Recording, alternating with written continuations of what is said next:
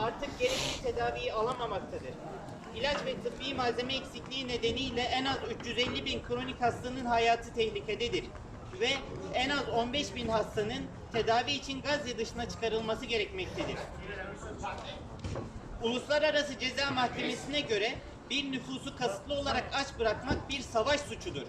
Uluslararası tarafsız kuruluşlara göre İsrail, Gazze'yi sistematik bir biçimde su ve gıdadan mahrum bırakmaktadır.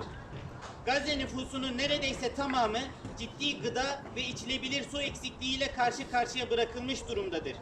Gazze halkı çaresiz bir şekilde içilemez suyu tüketmeye, denizde yıkanmaya ve çamaşırlarını denizde yıkamaya mahkum edilmektedir.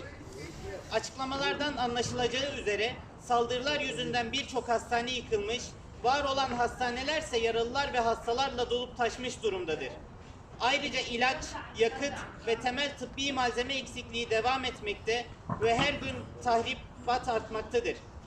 Birçok sağlık çalışanı hayatını kaybetmiş, yaralanmış veya görevini bırakmak durumunda kalmıştır.